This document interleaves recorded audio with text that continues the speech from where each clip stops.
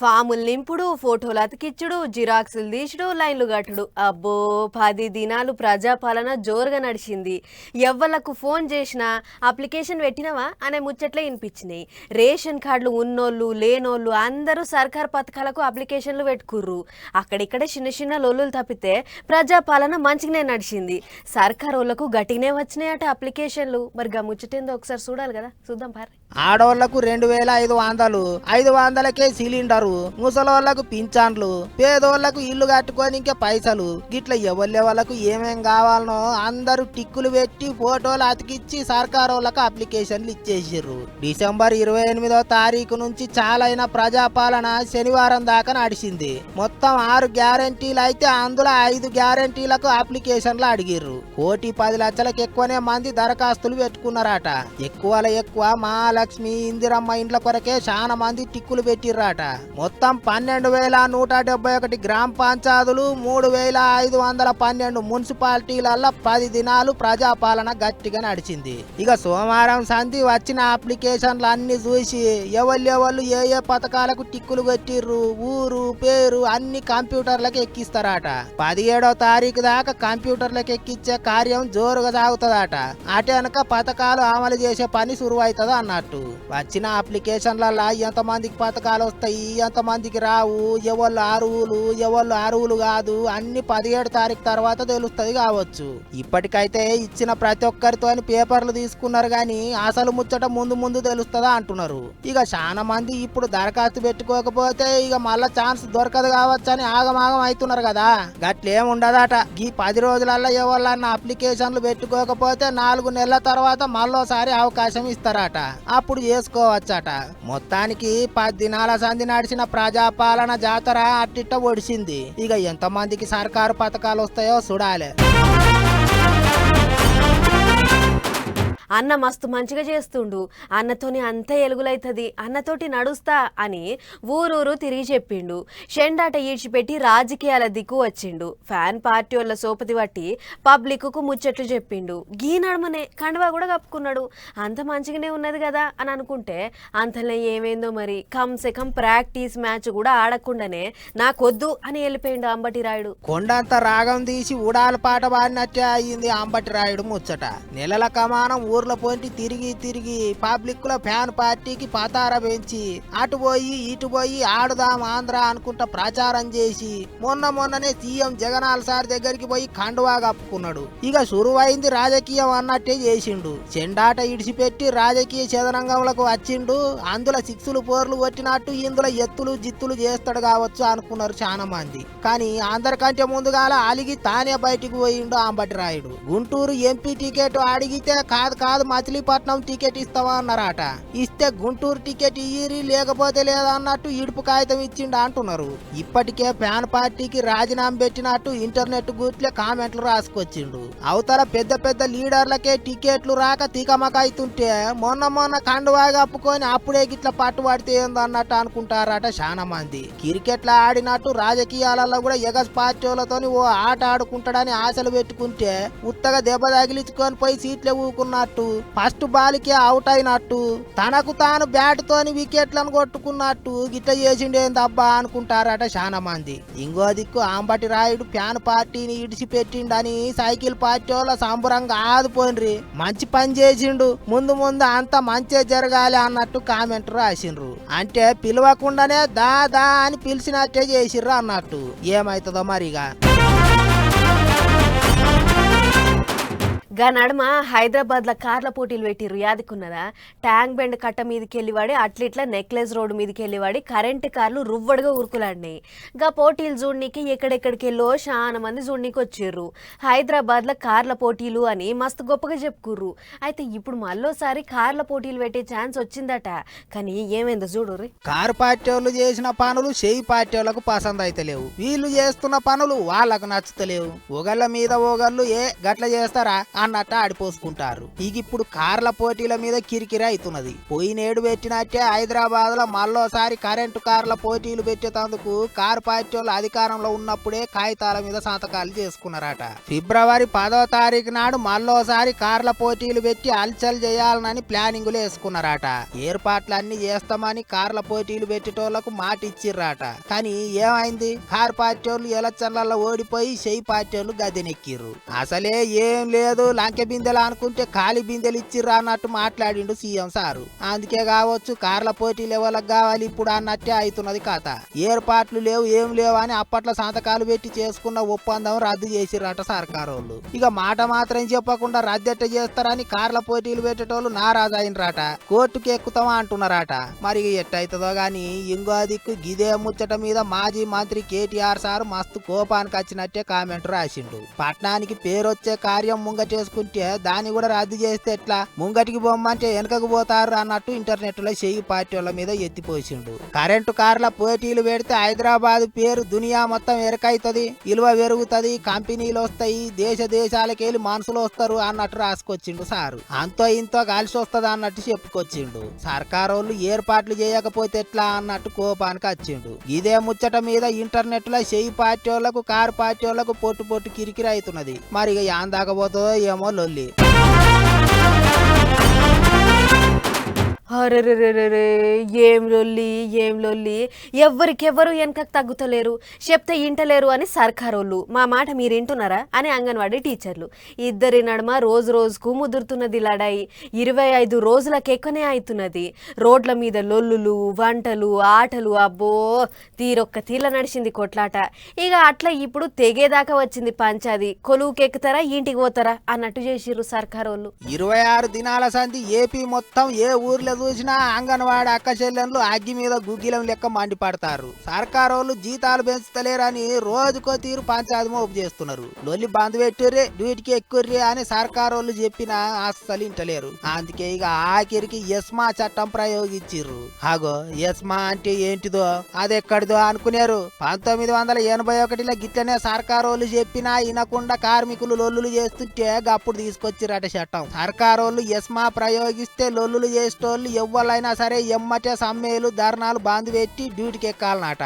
లేకపోతే ఇక వెనక ముంగట ఏం చూసేది లేదట. అందరిని కొలువులకెళ్ళి వీకేసే అధికారం సర్కారు వాళ్ళకు ఉంటదట. అంతేకాదు కేసులు కూడా పెట్టే అధికారం ఉంటదట. ఇగిదిట్లుంటే యస్మానన్న పెట్టుకోరి ఏమన్నా పెట్టుకోరి, మేమైతే వెనకకు తగ్గేదే లేదన్నట్టు మాట్లాడతారు అంగన్వాడీ టీచర్లు. సంక్షేమ పథకం మీద అని చెప్పినటువంటి ఒక స్కీమ్ ఇది అని చెప్పినటువంటి ప్రభుత్వం అత్యవసర సేవల కింద అంగన్వాడీలు గుర్తించారంటే ఇది మా పోరాట విజయం, మొదటి విజయం. మేము ఎప్పుడో నైతికంగా విజయం సాధించాం, ఇది మరో విజయం సాధించామని చెప్తా ఉన్నాం. దీని ఎస్మా ప్రయోగించి 6 నెలలు చేయొద్దంటారా? మీకు అసలు రైట్సే లేవు.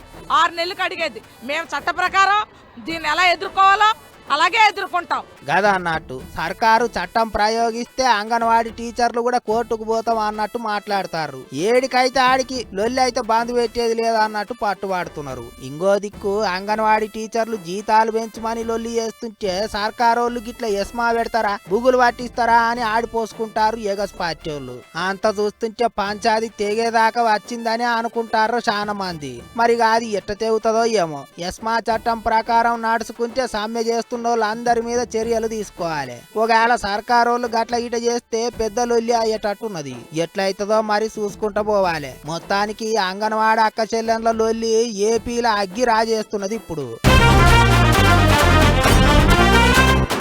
మామూలుగానైతే ఎలక్షన్లు వచ్చినప్పుడే లీడర్లు పబ్లిక్లో తిరుగుతుంటారు. పొద్దుగల లేచుడుతోనే వాడలన్నీ సుడిపెట్టుకుంటా కనబడుతుంటారు. కంటికి కనబడ్డోళ్ళందరినీ పలకరించుకుంటూ పోతుంటారు. ఆగిన కాడల్లా జోలి చెప్తుంటారు. మొన్న ఎలక్షన్ల ముంగట చూసినాం కదా ఎట్లా చేసిర్రు. కానీ అధికారంలోకి వచ్చిన హస్తం పార్టీల లెక్క వేరున్నది. కొత్త మురిపేమో ఎట్లనో కానీ నెల తిరగక ముందే పబ్లిక్లో తిరుగుతున్నారు లీడర్లు. ఇగో నెరీ మంత్రి పొన్నం సార్ అయితే ఇప్పటి సందే పోతం పెట్టిండు.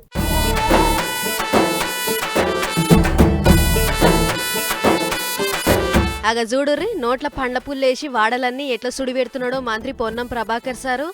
లేషుడుతోనే మంత్రి సార్కు పబ్లిక్ మీద పానం కొట్టుకున్నట్టున్నది. అందుకే ఓ యాప పుల్ల ఈర్చుకొని నోట్లేసుకొని కార్యకర్తలతోటి కలిసి హుజనాబాద్ పట్నం 14 వార్డుల తిరిగిండు సారు. వట్టిగా తిరుగుడు కాదు, పట్నంలో సమస్యలు తెలుసుకునే పని ముంగటేసుకున్నాడు. తొలుత మురికి కాలువల గలీజ్ చూసిండు. గలీజ్ సంగతి ఏందో చూసుకోవాలని ఎంబడే ఉన్న మున్సిపల్ కమిషనర్ కు మతలబ్ చేసిండు. అటెంక కూరగాయల అమ్మేటోళ్లతోటి కూడి మాట్లాడిండు. కిరాణా షాపులు నడుపుకునేటోళ్లతోటి కాసేపు జోలి పెట్టిండు. ఇట్లా ఎదురైన వాళ్ళందరి మంచి షెడ్డలు అరుచుకున్నాడు సారు. హమాలీ సంఘాల కూలీలతోటైతే శానసేపే కూర్చొని మాట్లాడిండు సారు. వాళ్ళ ఆపతి సాపతి అరుచుకుండు, సమస్యలన్నీ తెలుసుకుండు. సంబురం కొద్ది చిన్నపాటి సన్మానం కూడా చేసిర్రు కూలీలు. నేను మంత్రిని అన్న ఫీలింగ్ లేకుండా అందరితోటి కలిసిపోయిండు సారు. ఎసొంటి సమస్యలున్నా మొహమాటం వద్దు, సీదా నా కాడికి వచ్చి సమస్యలు చెప్పుకోర్రి అని ఓ ఇంటి మనిషి లెక్కనే చెప్పిండు. అంతేకాదు ఇగో చూడు ఇంకేమన్నాడు.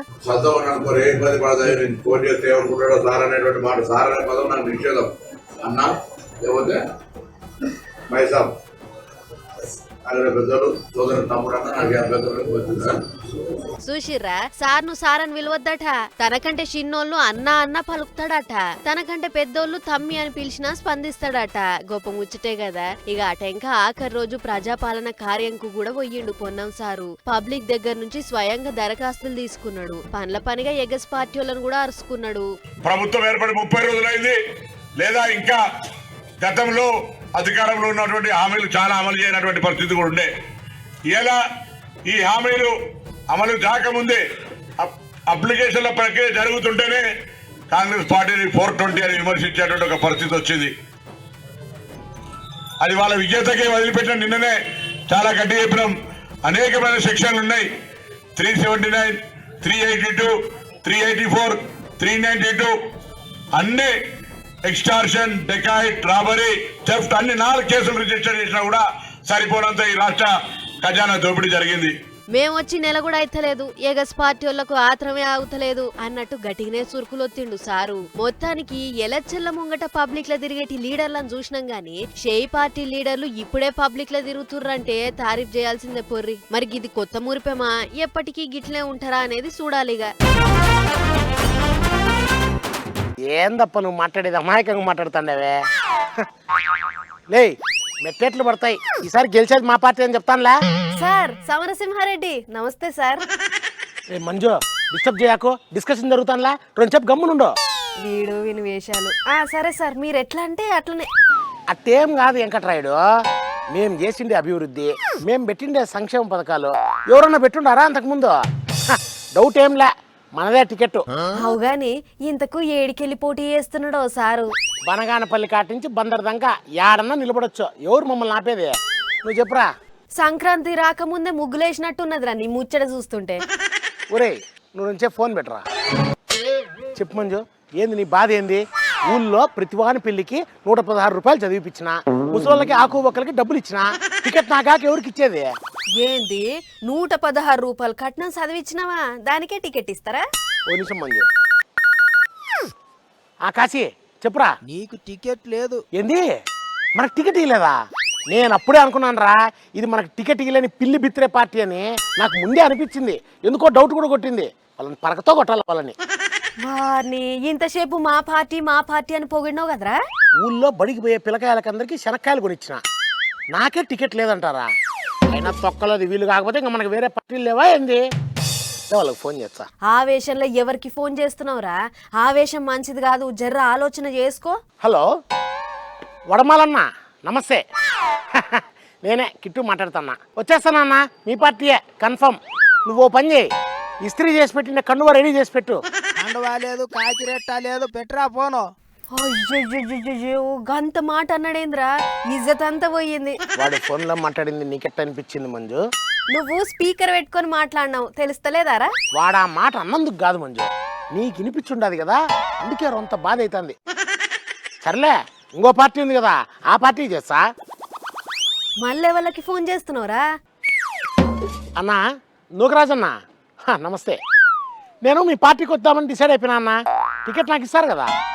టికెట్ కొరకు మేమే అటు నూక్కొని ఇటు నూక్కొని వస్తా అంటే నువ్వేంద్రా మధ్యలో? పెట్టు ఫోను. అయ్యో కిట్టుగా ఇజ్జత్ అంతా గంగల కలిసింది కాదురా. మా ఊళ్ళో మందు తాగే ప్రతోనికి గుగ్గిలు కొనిచ్చిన, ఇంట్లో అష్టచమ్మ ఆడుకునే వాళ్ళందరికీ చింతపిక్కలు ఇచ్చిన. ఇప్పుడేమో ఎవరు పలకడంలే, టికెట్ ఇయడంలే. నాకేం అర్థం కావడంలే. పోనీలేరా, ఈసారి కాకపోతే వచ్చేసారి పోటీ చేద్దు, ఊకరాదు. అట్టెట్టయితుంది మంజు, అట్టెట్టయితుంది. అసలు వాడిని విన్ని బంగపోయేదేంది? ఇండిపెండెంట్ గా నిలబడతా, ఇది ఫిక్స్. వాళ్ళ సంగతి ఏందో చూస్తా. ఏంటికొచ్చిన తిప్పలు, పైసలు దండగా, ఊకరాదురా. కేశవ చెప్పేది మట్సంగినం. కిట్టుగాడి ఫ్లెక్సీలో దండిగా కొట్టించు, బ్యానర్లో బ్రహ్మాండంగా కొట్టించు, సందు సందుకి, ఇంటి ఇంటికి, ఊరి మధ్యలో అన్ని సార్లు మన బ్యానర్లు ఉండాలా. మన సంగతి ఏందో చూపియాలా. కిట్టుగాడంటే బొట్టుగాడు అనుకుంటున్నారు, ఎవరు పలకడంలే, టికెట్ ఇవ్వడంలే. అబ్బా అయ్యప్ప స్వామి ప్రసాదం ఎంత కమ్మగా ఉంటుందోలా. ఏమేం కలుపుతారో ఎట్లా తయారు చేస్తారో కానీ నాకైతే ఎంత తిన్నా బుద్ధి తీరది. ఇప్పుడు సీజన్ కాబట్టి ఎవరిలో ప్రసాదం పెడతానే ఉన్నారు, తింటనే ఉన్నా. ఆయన కానీ ముఖం కొడతలేదు నాకైతే. మొన్న మా పక్కింటోళ్ళు కూడా పోయిర్రు శబరికి, ఎక్కువ తక్కువ ప్రసాదం డబ్బాలు తెమ్మని పైసలు కూడా ఇచ్చిన. కానీ నా ఆశ నిరాశ అయ్యేటట్టున్నది. ఎందుకంటే ఇగో మండలం రోజులు మాలేసుకుంటారు, శబరికి పోయి ఆ అయ్యప్ప స్వామి దర్శనం చేసుకుంటారు. అందరికీ వంచనీకి అరవన ప్రసాదం డబ్బాలు పట్టుకొని ఎవళ్ళ ఊరి మోకాన వాళ్ళు పోతుంటారు భక్తులు. కానీ ఇప్పుడు ఎంతో పేరు పోయిన ఆ అయ్యప్ప స్వామి ప్రసాదం అందరికీ దొరికేటట్టు లేదు. మంది ఎక్కువైతే మజ్జిగ పలచబడ్డట్టు శబరికి పోయే స్వాములు ఎక్కువ అయ్యేటాళ్లకు అరవన ప్రసాదానికి కటకటొచ్చింది. ఒక్కో భక్తునికి 2 డబ్బాలకు మించి ప్రసాదం ఇయ్యమన్నట్టు చెప్తుర్రు అయ్యప్ప స్వామి గుడి పెద్దలు. అవునట, నపరి 2 డబ్బాలే ఇస్తారట ప్రసాదం. మరి గట్లెందుకు అనంటే గిదంతా ప్రసాదం కాంట్రాక్ట్ తీసుకున్న కంపెనీల లోపమేనట. ప్రసాదం తయారు చేయనీకే పోయిన నెలలనే 2 కంపెనీలకు కాంట్రాక్ట్ ఇచ్చిర్రట గుడి పెద్దలు. కానీ అవసరం ఉన్నన్ని డబ్బాలు తయారు చేస్తలేవట ఇప్పుడు ఆ కంపెనీలు. అందుకే ఎన్నంటే అన్నే కొనుక్కునే వీలున్నా అవసరానికి తగ్గ తయారీ లేకపోవుట్ల ఒక్క భక్తునికి 2 డబ్బాలే ఇయ్యాలని నిర్ణయం చేసిర్రు. ఈ నిర్ణయంతో భక్తులు చాలా బాధపడుతుర్రట. మరి కాదా, శబరి పోయి వచ్చినాక దేవుని ప్రసాదం నలుగురికి పంచి పెట్టకుంటే ఎట్లుంటది చెప్పుర్రి. దగ్గర వాళ్ళందరికీ ఒక్కో ప్రసాదం డబ్బా ఇయ్యాలని ఎంతో ఆశపడుతుంటారు భక్తులు. ఆ అరవన ప్రసాదం తినేతందుకు కూడా చాలా మంది ఇష్టపడుతుంటారు. కానీ ఇప్పుడు ఆ ఛాన్స్ లేకుండా పోతున్నది. ఏమైనా ఈసారి అటు కేరళ సర్కారోళ్ళు, ఇటు శబరి గుడి పెద్దలు భక్తులను మంచిగా అరుచుకున్నట్ల ఫెయిల్ అయ్యిర్రు. ఎప్పుడు లేనంత తిప్పలే అవుతున్నది ఈసారి ఎందుకో. ఏ ఆటకైనా ఓ లెక్కుంటది. బట్టలు వేసుకునే తందుకు ఓ పద్ధతి పాడు ఉంటది. కొన్ని ఆటలకు పొట్టిలాగులు వేసుకుంటారు, ఇంకొన్ని ఆటలకు పొడుగులాగులు వేసుకుంటారు. అట్లా కాదని పంచ కట్టుకుని ఆడతాం, ధోతి కట్టుకుని బర్ల దిగుతాం అంటే నడుస్తుందా? ఏ నడవదనుకుంటుర్రా? అయితే ఇగో గి వీళ్ళ ఆట చూడుర్రి. ताडितवान् आशीष परन्तु अस्मिन् सत्रे कथं सः ताडयति सः एकः प्रक्षेपणं करिष्यति सः तु मन्दं गत्वा सः गच्छति परन्तु सः तीव्रेण दलस्य दलनायकः अभिषेक दुबे महोदयः सः तु सम्यक्तया తాడనం కరోతి. వారే వా, ఏం ఆటరా నాయనా అని అంటారు ఇగో గీళ్ళ క్రికెట్ ఆట చూస్తే. ఆగ చూడుర్రి, ఏదో శుభకార్యానికి పోయినట్టు పంచెలు, దోతులు, లుంగీలు, కుర్తాలు కట్టుకుని ఎట్లా ఆడుతున్నారో క్రికెట్. మళ్ళా అట్టిట్లా కాదు, 6లు 4లు కొట్టుకుంటా పంచెల పవర్ ఏందో చూయిస్తున్నారు. భలే గమ్మత్ అనిపిస్తున్నది కదా. మధ్యప్రదేశ్ రాష్ట్రం భోపాల్ పట్నంలో గిట్ల చిత్రంగా పెట్టిరు క్రికెట్ పోటీలు. ఇక ఆటగాళ్ల ఏషం ఒకటే కాదు, కామెంటరీ కూడా చిత్రంగానే సాగుతున్నది. ఆటగాళ్ల ఆటకు తగ్గట్టు సంస్కృతంలో చెప్పిర్రు కామెంటరీ. అట్లని గిదేదో తమాషాకు చేసిర్రు అని అనుకునేరు. లే, గిసొంటి పోటీలు పెట్టుడు వెనుక చాలా గొప్ప కార్యమే ఉన్నది. మన ఆచార సాంప్రదాయాల విలువను నలుగురికి తెలిసేటట్టు చేయనికినేనట ఈ పోటీలు. ఇంకో గొప్ప ముచ్చట ఏందంటే ఈ టోర్నీల గెలిచిన వాళ్లకు కప్పులు ఇచ్చుడు, పైసలు ఇచ్చుడు అసొంటి ముచ్చట్లే లేవట. మరి ఇంకేమి ఇస్తారు అని అంటే ఆఖరి పోటీలో గెలిచిన జట్టును అయోధ్య రాముని దర్శనానికి తీసుకుపోతారట. మంచి ముచ్చటే కదా. అంతేకాదు ఆట మంచిగా ఆడేటోళ్లకు భగవద్గీత పుస్తకాలు, పురాణ ఇతిహాస పుస్తకాలు, పంచాంగం పుస్తకాలు పంచిస్తారట. అంటే ఇప్పటికే మీకు సమజే ఉంటది, గివి వేద బ్రాహ్మణులైన పంతుల కోసం పెట్టిన క్రికెట్ పోటీలు అన్నట్టు. అందుకే గిట్లా ఆళ్ళ స్టైల్ నడిచినాయి. ఆయన ఆటల దమ్ము ఉండాలి గాని బట్టలతో ఏమున్నా చెప్పుర్రి, పంచ కట్టుకొని కూడా ఈళ్ళ తీరుగా క్రికెట్ తీరుగా తీయొచ్చు. ఏమంటారు? చిన్నగా ఉన్నప్పుడు బడిగోడల మీద రాశి కనబడేది భూత దయ కలిగి ఉండవలను అని. భూతాల మీద దయ కలిగి ఉండుడేంది అని మస్తు అనుమానం ఉండేది నాకు. కానీ అటెంక ఒక రోజు మా తెలుగు సార్ అడిగితే చెప్పిండు, భూమి మీద ఏ ప్రాణికి కూడా హాని చేయొద్దు, అట్లా చేయకపోడే భూత దయ అంటారని. ఇప్పుడు గీ ముచ్చట ఎందుకంటే ఓ జపాన్ పురుగుల మందుల కంపెనీ వాళ్ళు భూత దయను గట్టిగా పాటిస్తుర్రు. ఇంతకు ఏం చేస్తుర్రో చూడుర్రి. పురుగుల మందుల కంపెనీ వాళ్ళు పురుగులను సంపకుండా ఉంటారా? వాళ్ళు తయారు చేసే మందులతోటి పురుగులు జీవిడిస్తేనే కదా కంపెనీ ఎలుగులయ్యేది. మరిగా భూతదయ ఎట్లా పాటిస్తున్నట్టు అని అనుకుంటున్నారు కదా. అవు మీ అనుమానం వాజీబే. కానీ చేసిన తప్పులకు క్షమాపణగా పురుగుల ఫోటోలు పెట్టి పూజలు ప్రార్థనలు చేస్తుర్రు ఈ కంపెనీ వాళ్ళు. అట్లా జీవిడిచిన పురుగుల పాపం తలగకుండా చేసుకుంటుర్రు. మరీ ముఖ్యంగా మందులు తయారు చేసేటప్పుడు పురుగుల మీద పరీక్ష చేసి చూస్తారు కదా. అగో అట్లా జీవిడిచిన పురుగుల ఫోటోలు పెట్టి మరీ గిట్లా చేస్తున్నారట. జపాన్ కు చెందిన ఎర్త్ కార్పొరేషన్ అనేటి పురుగు మందుల కంపెనీ వాళ్ళ ముచ్చటగిది. మందులను పరీక్షించేందుకు పురుగులను కూడా కంపెనీ వాళ్ళే పెంచుతారట. అట్లా పెంచిన పురుగులను ప్రయోగంలో వాడతారట. మరి పురుగుల మందుల కంపెనీ అన్నాక తప్పదు కదా. కానీ అది పాపమని అనుకుంటుర్రు కాబట్టే జీవిడిచిన పురుగులకు కూడా గీ తీరుగా పూజలు చేస్తుర్రు. మళ్ళా అట్లిట్లా కాదు, గుడిలో జరిగిన గీ పూజలు ప్రార్థనలు ఆగా చూడుర్రి. దోమల ఫోటోలు, పేళ్ల ఫోటోలు, ఈగల ఫోటోలు, బొద్దింకల ఫోటోలు, ఇట్లా సంస్థ ప్రయోగాలకు బలైన పురుగుల ఫోటోలు అన్ని పెట్టి ఎట్లా చేస్తున్నారో పూజలు.